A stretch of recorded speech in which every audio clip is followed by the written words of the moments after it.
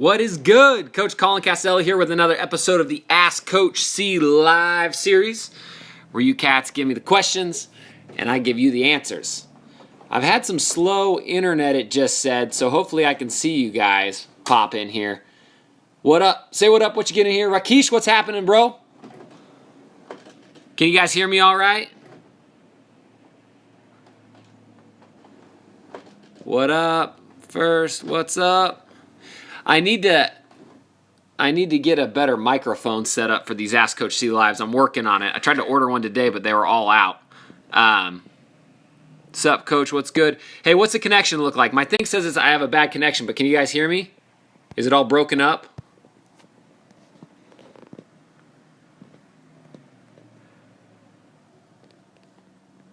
All right. Ooh. I got some people already coming with the questions. What up, Daniel? What up, Britt? Splash Army, what's up?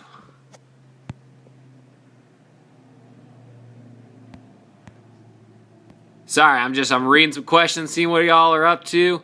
So, for those of you who are new here to the Ask Coach C Live series, basically this is a time for you guys to ask me questions and I can give you straight answers. Now, before I jump into it, I got something really cool for you. If you go to shotmechanics.com, it's backwards.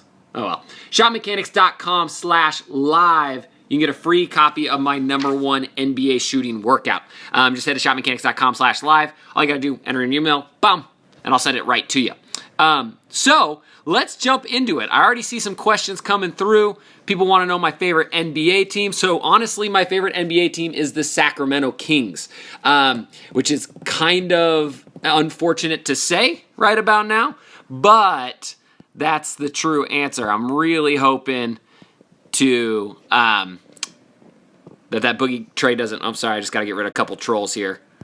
My bad, fellas. Yeah, Sacramento Kings. I'm bummed that they got rid of Boogie. Hopefully, Buddy Hield can be the real deal. I think with some confidence, he's probably going to do better than he did on the Pelicans. But yeah, that's my favorite team. Can I dunk? Somebody wants to know. I used to be able to dunk. Honestly, I've got more like long distance running genetics. Like I could run forever. But I had about a year and a half worth of dunking where I went really, really hard. Did a bunch of plyometrics in college, and for about a year and a half I could dunk, and it wasn't even like something super special. But then after I got busy doing shot mechanics, all that sort of stuff, it went back down. So if I'm feeling really frisky and really warm, I can probably rattle one home, but it's not all the time. So good question on that. So Flight Fun wants to know, how can you fix the thumb flick? So on your offhand, if you're pushing it with your thumb, honestly, the easiest way is to find something small, whether it be a quarter, whether it be a dime, whether it be a paper clip, whatever it is, and you can pinch it with your offhand while you're practicing. I learned this trick from Drew Hanlon back in the day. So I'm trying to see if I got something small here. I got this SD card. So what you can do is you can just take something small, pinch it between your guide hand and the side of your hand just like this, and then shoot with it, and so it won't make it, or it'll make it so you can't push with your thumb, because otherwise you're going to push, or otherwise it's going to drop out of there. So that's kind of the first trick for the guide hand, for sure. What else we got here? All right, guys, I'm sorry with names, so if I butcher your name, I 100% apologize. So Nastis wants to know, hey, Coach, can you give me some tips how to heal my ankle fast? Because I got a sprained ankle. So with sprained ankles, it's all about, I think it's the RICE technique, R-I-C-E. So it's rest, ice, compression, elevate. So those are the three things that you want to do. Number one, you want to rest your ankle, right? Don't go walking around on it. Don't play on it if you can. Number two, you want to ice it. So you want to ice it every 20 minutes on and off. That way the blood vessels are closing, and so it can't send a bunch of blood to get inflamed and even worse. And then C's for compression. So if you can wrap it with something tight, that will help to keep it from swelling as well. You get like an ACE bandage or something like that. And then what's the last one? RICE. So E's elevate. So try to put it up. So prop it up on a pillow, on the edge of your couch, whatever it is. Those are kind of the four main processes. And if you do that, it's going to help heal it pretty quick. And ice is the main one, especially for the first 48 hours. Ice it like crazy if you can. All right, what else we got? How to fix my follow through. Tough to tell without knowing exactly what's wrong with it, right? Generally, I mean, there's so many things, is it coming across your face? Is it too high? Is it too low? Is your wrist not snapping through? I mean, it's a bunch of different stuff that it could be. Kind of tough to tell without seeing it. Coach, can you do more shooting secrets of unknown NBA players shooting secrets? Like who? Give me some examples. I got some stuff coming in the next couple weeks. I'm going to do CJ McCollum for sure. I had somebody else on my list that I was going to do next. Can't remember exactly what it was going to be. Scotty B says Pro Guard Circuit is the best. I've been using it for 1 week and I can see the improvement. Scotty, you are the man. Scotty picked up my Pro Guard Circuit system. It's kind of my number one scoring workout and system that I like to use. Right now I'm running a special where it's got 80 drills inside of that. So if you're interested, ProGuardCircuit.com. I'm running the sale there right now, I believe. I think it's still live.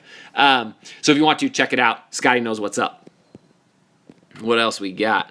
Somebody says, you have a broken jump shot. All right. SU Entertainment. I guess if that's what you think, that's fine. More power to you. Everybody's entitled to their own opinion.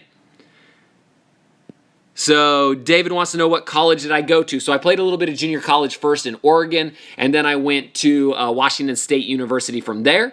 I got cut as a walk-on a couple times at the Division I level. Had some options to go play NAIA, but ended up not doing that and just kind of started shot mechanics and started rolling from there. But I'm a Coug. So Klay Thompson came to Washington State just right as I was leaving, I believe. Funny, kind of a small world. Lethal shooter from Instagram. His name's Chris Matthews. We were at Washington State at the same time as well. So a lot of good shooting going through at the time. Let's see here.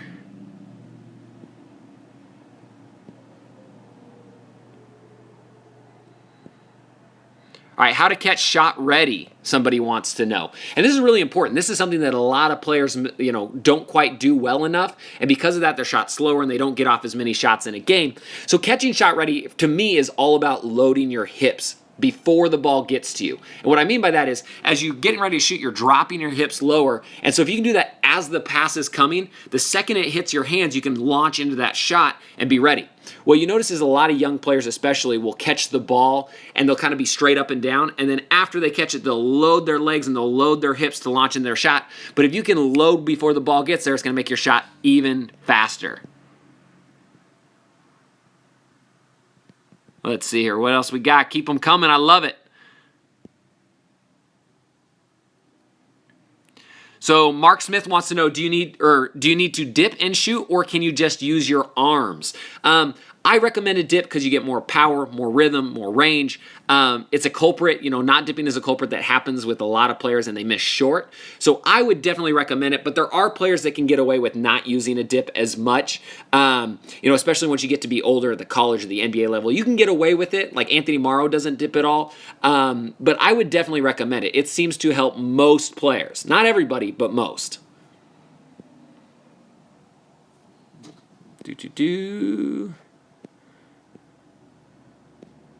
Somebody wants to know, where do you live, like city and state? So I live in Boise, Idaho. I know, right? Idaho's a weird spot to live. I moved to Boise, Idaho for a teaching job before I started shot mechanics. For those of you who don't know, I used to be a high school teacher and coach back in the day before I started doing professional training. And then we just like it here. It's a low cost of living. It's really family friendly. It's a good place to raise kids. So we just decided to kick it here. But I do want to start traveling more. So if you're in Boise, Idaho, what's up? Get with me for a workout. Josh Gibson wants to know, how tall am I? About 6 foot. Right about 6 foot. Do you think a membership at a gym is worth it? I think it is, depending on your gym access. If you have gym access elsewhere, you probably don't need a gym membership or need to pay for it. But if that's your best gym access, I would pay for it. I pay for a gym membership at the YMCA because that's where I can shoot videos. That's where I can go play noon ball. That's where I can get in and get some workouts in. So really just kind of all depends on your situation. All right, what else we got? Keep them coming.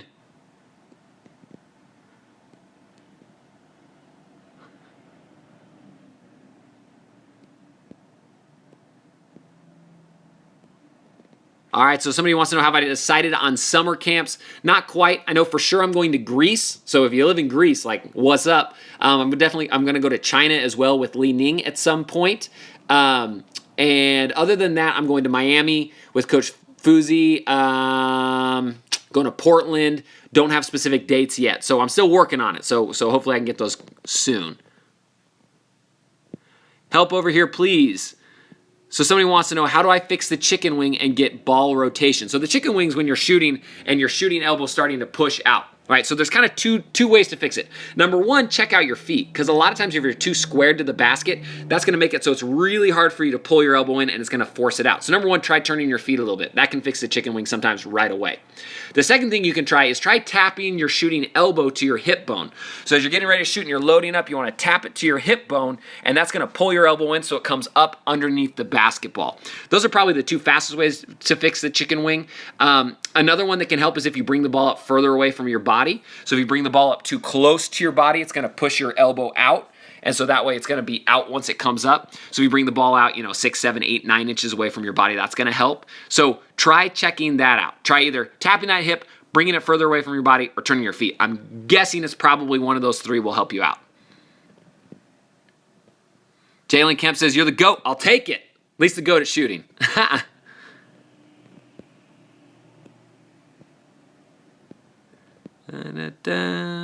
Sorry, still looking, trying to find some good stuff.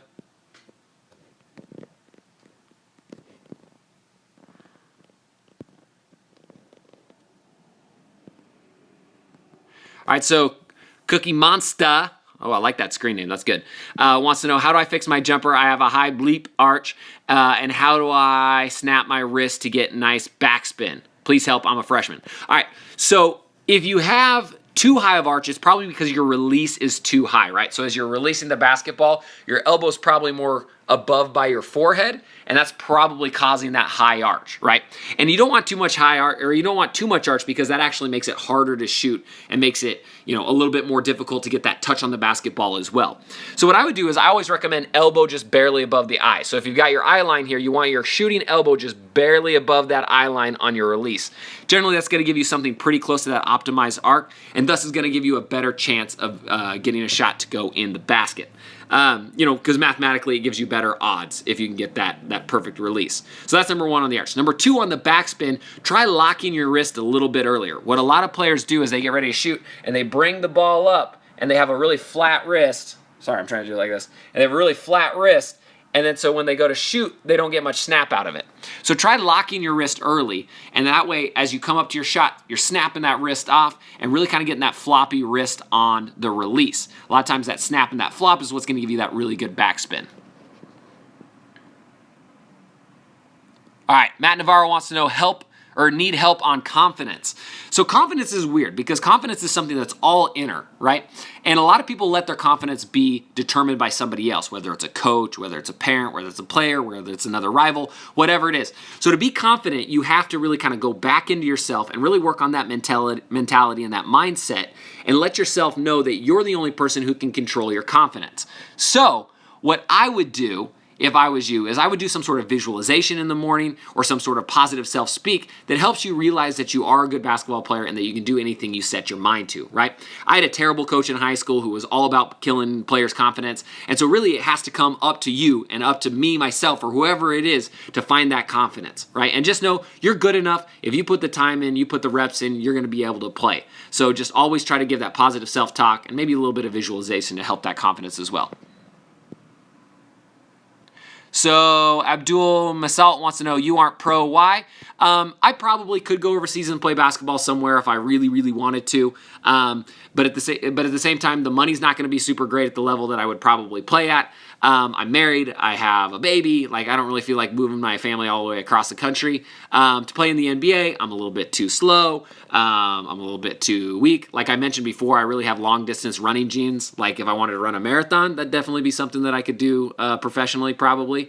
But I just love the game of basketball. I love teaching the game of basketball, and shooting is kind of that skill that everybody needs that not very many people are teaching the way it needs to be taught. So that's why I'm out here doing my thing instead of living somewhere overseas. What else? When am I coming to Greece? So I'll be in Greece late April, some sort of coaching conference in Athens. So heads up if you're in Greece at that point. So somebody wants to know knees in shooting. Now this is something that can get a little bit dangerous, right? And I think you're talking about as you're getting ready to shoot, is your knees bending in.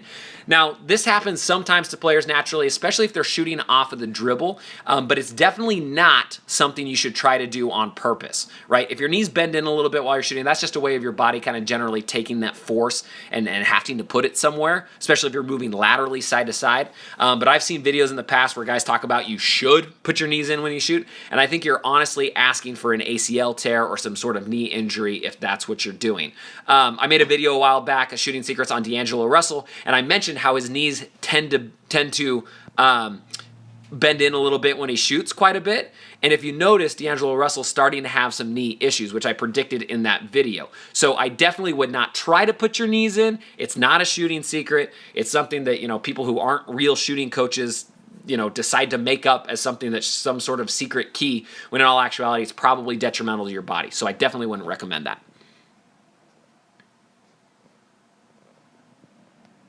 All right, so John M wants to know when should my guide hand come off of the ball? So really, the guide hand's to guide the basketball, right? So the longer it can stay on the basketball, the better it is. Now, you don't want your guide hand to affect the shot if at all possible, but what you want to think about is you want to keep it on as long as you can. So one major mistake I see, sorry, I'm going to try to set the phone down. One major mistake I see is a lot of times when players shoot, they drop their guide hand off way too early, and then now they've got this shot from here to here with no guide hand, right? Like if they keep the guide hand down by their head. But the issue with that is the ball can go off to the side at any point in time. So what I like to teach is I like to teach that guide hand on the basketball as long as you can, and even sometimes you can have it flex with your follow through. Like if you notice Steph Curry, James Harden do where your guide hand flexes forward. I'm going to try to get it out of this light. Where it flexes forward with your shooting hand and your thumb rotates up towards the ceiling. That allows you to have your guide hand on the basketball pretty much the entire time, all the way until their release. So that's what I recommend and works really, really well for some people. But other than that, some people like their fingers straight up to the ceiling just like this. So really, whatever works for you. I just like to keep the guide hand on it as long as possible. Let's see here. What else we got? Somebody wants to know what happened to my pinky. So some of you have probably noticed, because if I do like close-ups and stuff in videos, I always get this. This pinky has this nasty little like look at that. That's gross. Nasty little bulb. When I was playing in 6th grade, I was playing in an AAU game. I went up for a layup, got undercut, came down, broke it. It came down on the hardwood, snapped it in half. My dad was a coach of the AAU team. He told me like, hey, suck it up. Tape it up and get back in there. So I taped it up, went back in and played. Didn't get it looked at. I just kept it taped to my other finger for like a couple months. Ended up seeing the doctor for something else later on. Asked him like, hey, what's up with this pinky? He was like, oh yeah, that's broke. They could have done surgery on it, but I mean, it's just going to kind of slightly rotate and correct itself a little bit, they said, every year. So I decided just to roll with it. But yeah, that's how I busted it. Let's see here. Do you need to do AAU if you want to play Division I college? Living like Larry wants to know. So I think in the day and age that we're living in, that's kind of the reality, right? Most of the looks and exposures that you're going to get are going to come from the AAU circuit. Now you can use a service like Captain U, like one of our sponsors that we definitely recommend. You can use something like that for sure, and that's going to help your odds. But really, you got to get in front of those college coaches, and they need to see you play live. That's the best way to land that college scholarship. So I think AAU is super important this day and age. It's probably becoming more important than school ball as far as trying to land that scholarship, especially if you're trying to make it to the Division I level. Let's see here. Nigel C. wants to know, is Captain U a scam? No, Captain U is not a scam. Captain U is just, they give you that free profile as a trial, and then afterwards, if you want to pay to contact college coaches, you can. And it's not a scam. They don't really, it's not a for sure 100% way to get a college scholarship. It's basically just a tool and a conduit to allow you to talk and to get in contact with college coaches, which is kind of the hardest part. That's why they don't charge like $2,000 or anything for that sort of stuff, because it's more of just a tool than anything else.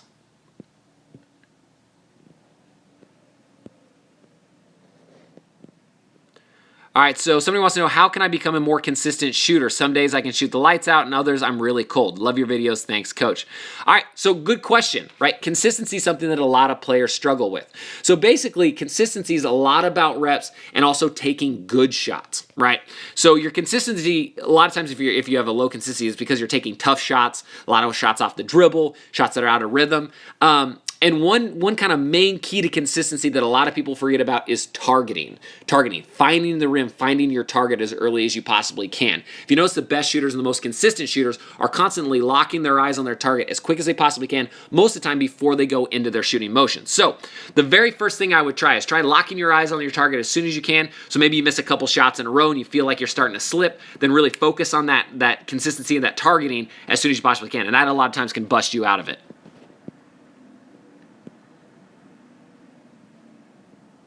How do I improve my pull-up game? I catch and shoot well, but off the dribble I struggle. Poop wants to know that. So to improve your pull-up game, really focus on pounding your last dribble. So a lot of players have a weak last dribble into their pull-up, and so it doesn't gather that momentum and energy into their shot. And number two, really focus on loading your hips. Most players miss their pull-up short because as they're loading into their shot, their hips don't get to that low point that it needs to, and they don't get that good spring into their jump shot. So really, if you're shooting off the pull-up, for me, it's all about that hip load, and it's all about generating your upper momentum as fast as you possibly can. So those are the two big ones.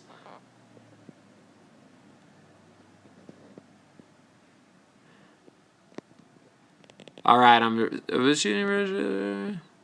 right, so Herslin Torres wants to know, hi, I'm 5'1", going to college to play on Division III, but I have some issues with my left dribble and have trouble with my shooting when pressured, but got range from three-point shooting. So if you're having trouble with your left-hand dribble, just get some sort of ball handling program to work that out. I highly recommend Power Hands if you got a little extra money to spend on those, and just double up your reps on your off hand. So if you do 100 reps with your right hand, do 200 reps with your left hand. That's going to catch it up faster than pretty much anything else. So sorry, I'm trying to find what the other part of that question was. It went so fast. I lost my train of thought. I'm sorry. Somebody wants to know, can you please do Jimmer Fredette shooting secrets? I can, I want to, I will. Also, I'm in talks with Jimmer Fredette, and we're probably going to do some videos this spring or this summer together. So hopefully we're going to get Jimmer on the channel. He says he's down to do it. It's just all about if our schedules can match up and that sort of stuff. So if you follow Jimmer on social media, tell him, what up, got to get you on the Shot Mechanics channel because we're going to make it happen because Jimmer fills it up.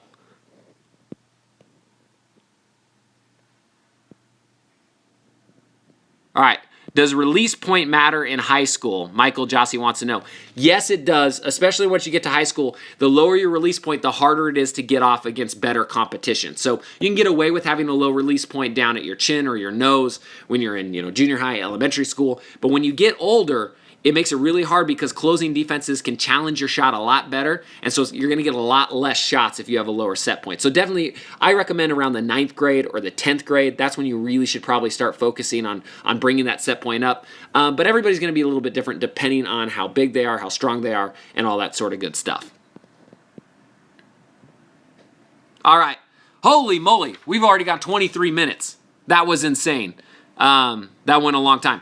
Unfortunately, I've got to run here. I got to go home and help my wife with the baby and all that sort of good stuff. I put a long day in. We were shooting videos this morning. But don't forget, free NBA shooting workout at shotmechanics.com/live. Shotmechanics.com/live. Pop over there, get that free NBA shooting workout if you haven't already. Even if you're not going to buy any of my programs, totally cool, whatever. At least get that free one so you can get the reps in and hopefully hit more shots, right? These are some of the best workouts that I love to do with NBA players, some of the best drills I like to do myself when I'm getting in the gym. So go check them out.